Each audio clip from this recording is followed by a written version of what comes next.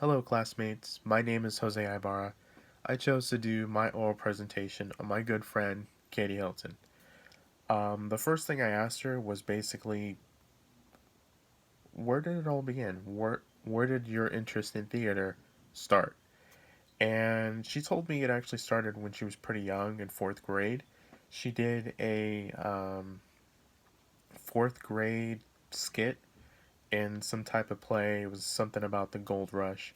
She touched briefly on it because she doesn't really remember, but that's where her interest started. Her mom got her into some plays, and she, I don't know, she kind of kept at it because even in middle school, she was continually going um, to plays. And then afterwards, she went to Freedom High School, and then she was actually in a theater club.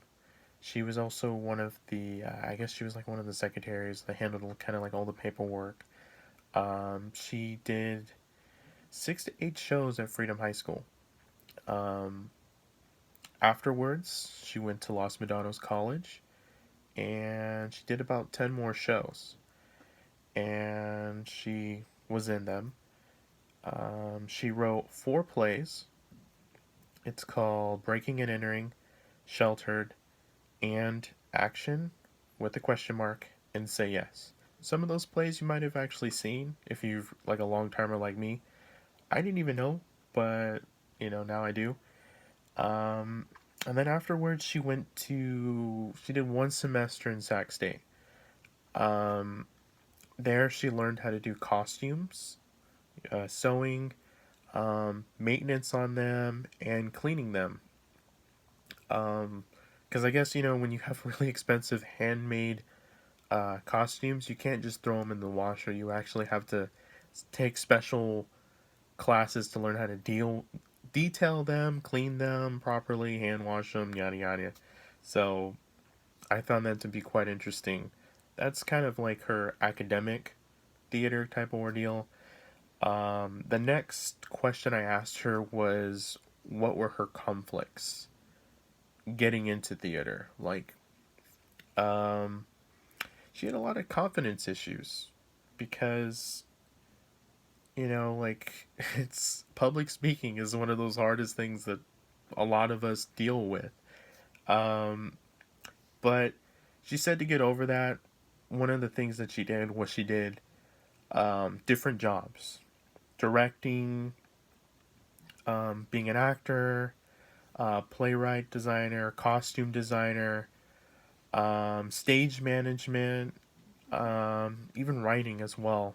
I mean, she did a little bit of everything. It helped her get a better picture and a better understanding of what was going on in theater. So, the confidence thing kind of went away. Um, Another thing that was a conflict was remembering the lines, which if I was in theater, that would be my conflict. I'm really bad at memory and stuff. So as things progressed, it was one of those things where she had to remember the lines, emotions, monologues, and kind of tie them together. It's got to be pretty stressful. I can only imagine because, I see it. I've attended many live plays and stuff, and it's some of them improvise, and that's they got to be really talented to do that. Um, the next, the next thing I asked her was, "Do you wish to continue doing theater?" Because just because you've done it your whole life doesn't mean you're, you're able to just continue. She says yes because as long as it doesn't conflict with her lifestyle, meaning theater, it takes up a lot of your time. It's like having, I don't know, I would guess I would compare it to having another job because you have to stay committed, you have to put in the time, you have to do, put in the effort type of ordeal. And her going to school, her working, you got to balance that out. So as long as it doesn't conflict with her time, she will continue to do it. Um, the one thing that she enjoys doing is writing. She likes writing. I asked her like, why do you like writing? Well, I kind of made a little side note and said, I gotta imagine writing something and then having it become like a reality. I made the kind of connection like if I had a dream, I would want it to see it so that way other people can see it. So I guess that's kind of like where me and her were finding like common ground, and I thought that was actually pretty cool. Um, Currently, she is actually an assistant director, and I think it's for the works of William Shakespeare, the abridged revised or something like that. I know it's like a long title and stuff. They actually did this play like maybe 3 semesters ago. I'm not really quite sure. I saw it a while ago, but they're redoing it for like some type of festival, play festival out in Danville. It's outdoors. City's paying them. They're gonna have to kind of change a little bit the things that they did, but um, it's in August, and I mean that's like the current stuff. Also, I actually learned something really interesting about her is that she's also an extra in season 2 and possibly season 3 of 13 Reasons Why, which is on Netflix.